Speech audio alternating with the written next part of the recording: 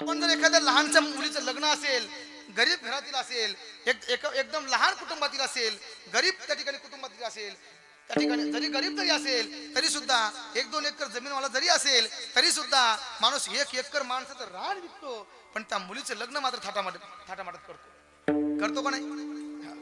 का करतो? त्याचं कारण असं आहे, त्या मुलीचं लग्न थाटामाटात लावतो, त्यासाठी लावतो की त्याला असं वाटतं की माझ्या जावयानं, हा बरं का सिस्टम वाले, माझ्या जावयानं, हा हा माझ्या जावयानं त्या ठिकाणी माझ्या मुलीला चांगलं सांभाळावं, त्यानं माझं नाव घ्यावं, कुटुंबाचं नाव घ्यावं, सासऱ्याचं नाव घ्यावं, माझ्या मुलीला त्रास देऊ नये म्हणून त्या ठिकाणी तो काय करतो, 1 एकर गेलं तरी चालेल पण त्या ठिकाणी थाटामाटामध्ये मुलीचं लग्न लावतो. मग मला सांगा, साध्या जावयानं चांगलं म्हणायचं म्हणून आपण एवढा मोठा सोहळा करतो, मग या भगवंताने तुम्हाला आम्हाला जीव दिलाय हो, या भगवंताने तुम्हाला आम्हाला जगण्याचा जेने हा जीव दिला दान, जेने हा जीव दिला दान, दयाचे करीन चिंतन, दयाचे करीन चिंतन, जगजीवन नारायण, जगजीवन नारायण, गाईन गुण दयाचे, जेने हा जीव दिला दान, जेने हा जीव दिला दान, काही न गुण दया दिला दान, जेने हा जीव दिला दान, जेने हा जीव दिला दान, त्याचे करील मी चिंतन.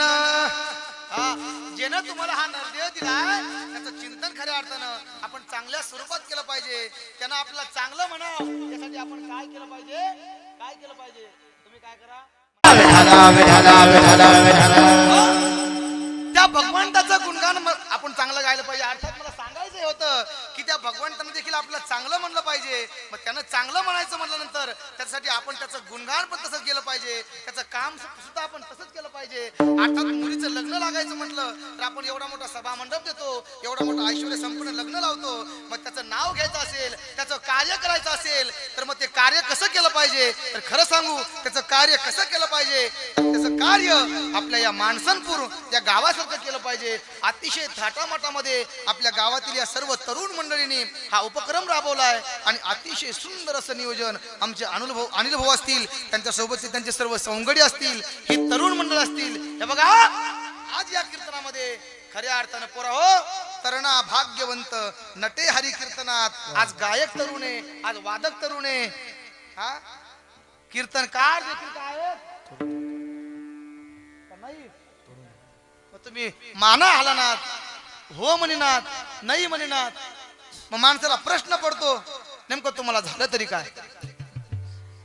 आता वेगवेगळे रोग आले अनिल भाऊ, कधी काय होईल बघता बघता माणूस निघून जातो, झटकन झटका येतो आणि झटक्यात माणूस निघून जातो. मग माणसाला प्रश्न पडतो, राजा हो तुम्ही हलना हवी, तुम्ही डुलना हवी, नेमकं तुम्हाला झालं तरी काय असा प्रश्न होतो. मग मी त्या ठिकाणी गायक तरुण आहेत, वादक तरुण आहेत, मग कीर्तनकार सुद्धा काय आहे तरुण आहे, म्हणून त्या ठिकाणी या ठिकाणी अनेक तरुण मंडळी कीर्तनासाठी उपस्थित आहे. मी त्या ठिकाणी त्यांना धन्यवाद देतो, कारण खऱ्या अर्थानं गरज कोणाची आज या संप्रदायामध्ये आहे आणि कोणाला दुरुस्त त्या ठिकाणी कोणाला चांगलं व्हायची गरज असेल तर कोणाला गरज आहे, तर ती गरज म्हणजे ती तरुणांना आहे. खऱ्या अर्थानं बदलण्याची गरज कोणाला आहे, तर या तरुणांना आहे. आता ज्यांचं वय झालंय त्यांच्या तर गवऱ्या फिरण्यालाच नव्हता, काही थोडे दिवस राहिले ते इथून जाणारच आहेत, पण खऱ्या अर्थानं या देशाची धुरा, या संप्रदायाची धुरा ज्यांच्या खांद्यावरती आहे, ते खांदा म्हणजे तो खांदा या तरुणांचा असावा लागणार आहे, कारण यांना आयुष्य आहे, यांना पुढे जगायचं आहे, यांना पुढे कार्य करायचं आहे. म्हणून ते त्या ठिकाणी तरुण मंडळी धर्मसभा मंडपामध्ये आले पाहिजे, कीर्तनाला आले पाहिजे. मला आनंद वाटला मायबाप की मी गेल्या 8 दिवसापासून इथे आहे, 8 दिवसात मी पाहिलं पोरा हो, 8 दिवसापासून पाहिलं पोरा हो, आलं लक्षात पोरा हो, ते चंपूला खेळणारे पोरा हो, तुमच्या लक्षात आलं का? अरे तुमच्यासाठी सांगाल राजा हो, इकडे बघा माझ्याकडे विठाला, या अर्थानं तुमची गरज या संप्रदायामध्ये आहे, तुम्ही आलं पाहिजे. हा काही लहान लहान मुलं बघा ना, आज आपल्या गावामध्ये सप्ताह आहे आणि त्या सप्ताहाच्या माध्यमातून हे बघा जे जे करतील वडील, जे वडीलधारी माणसं करत असतात तेच तेच आपले लहान लेकर करत असतात, त्यांचं पाहून करतात. म्हणून आपल्याला पाहून हे पोरं बघा किती सुंदर दिसायले पोरग. हा, अतिशय सुंदर टाळ टाळ घेऊन येत पोरं त्या ठिकाणी टाळ वाजवत आहेत, कोणी फुगड्या खेळतय. मी मगाशी पाहिलं, मी गाडी घेऊन आलो दुपारी, एक पोरगा असं पकडलं. अरे म्हणलं इकडं पकवाच नाही राजा, पण ते म्हणलं नाही गुरुजी. हा, एवढं वातावरण आहे माझं. हे वातावरण कशाचं आहे? हे वातावरण माझ्या संप्रदायाचं आहे, हे वातावरण या धर्मसभा मंडपाचं आहे. हे बघा, तुम्ही त्याची संगती कराल तसं तुमचं मन होत असतं. तुम्ही चोराची संगती करा, तुम्हाला चोरी करायचं मन होतं. तुम्ही चांगल्याची संगती करा, तुम्हाला चांगलं मन होईल. तुम्ही माळकराची संगती करा, तुम्ही धाब्यावर जाणार नाही. पण तुमची संगत जर तशी असेल तर निश्चित आपला मार्ग चुकणार राजा हो. आणि म्हणून खऱ्या अर्थानं मी सांगत हे होतो, अतिशय सुंदर असा थाटामाटामध्ये हा सुंदर असा सोहळा आहे. आणि त्यामध्ये आमच्या महाराजांची काय भागवत कथा आहे, रामकथा आहे. लक्षात त्यांचे देखील फार गोड मी ऐकली परवा, मला झोपच नाही आली बाबा. ते म्हणतात माझ्या कथेमुळे आली काय? तुमच्या कथेमुळे नाही तर ज्यावेळेस तुम्ही मला वाटतं हरिपाठामध्ये पहिल्या 2 दिवसापूर्वी विना घेतला होता. अतिशय सुंदर आवाज तुमचा, चाली. आणि मी मला वाटतं 2-2.5 तास कथा ऐकली. अतिशय सुंदर कथा बाबा करतात आणि म्हणून त्यांचे देखील धन्यवाद. आणि या सगळ्या अशा वातावरणामध्ये त्या ठिकाणी लाभलेली सुंदर अशी भव्य दिव्यता विठाला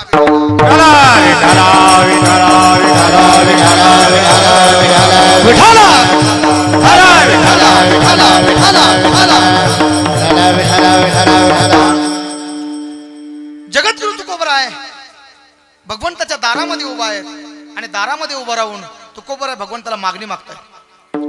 हे बघा, संप्रदायाचे दंडक आहे, वारकरी संप्रदायाचे काही दंडक आहे. पैकी पहिल्या दिवसाचं जर कीर्तन असेल, विठाला विठाला विठाला एक सूचना देतो फक्त, माझा स्वभाव थोडा गरम आहे त्यामुळे विक्षेप कोणी करू नका. विठाला विठाला विठाला काय चाललं होतं आपलं? काय चाललं होतं पहिल्या दिवशी सेवा. हा, हे असं होतं. मग विक्षेप झाला का नाही? अण्णा मला सांगा, मोबाईलला रेंज असल्यावर फोन येईल का रेंज नसल्यावर येईल? हा, कालचा एक जण म्हणला रेंज नसल्यावर येईल. म्हणलं येतं शिव येतं दिसायला. काल कीर्तनात म्हणलं राजा हो, मोबाईलला रेंज असल्यावर फोन येत असतो का रेंज नसल्यावर फोन येतो? ते म्हणलं मला रेंज नसल्यावर. म्हणलं तू सिंपल सांग मला आधी. त्याचा अर्थ असा आहे, बघा, हे नेटवर्क आहे ना, हे वरून येणार आहे. ते भगवंत देतोय बुद्धी आणि मग मी त्या ठिकाणी माझ्या मुखातनं वर्णन करतोय, माझ्या मुखातनं बोलतोय. आणि जर वरूनच जर त्या ठिकाणी रेंज कटली तर मग तुमच्या पुढे काय बोलणार? साळुंकी मंजुळ बोलत सेवा, साळुंकी मंजुळ बोलत सेवा, साळुंकी मंजुळ बोलत सेवा, साळुंकी मंजुळ बोलत सेवा. कविता तनी वेगळा, ते कविता तनी वेगळा, साळुंकी मंजुळ बोलत सेवा, साळुंकी मंजुळ बोलत सेवा. ही कविता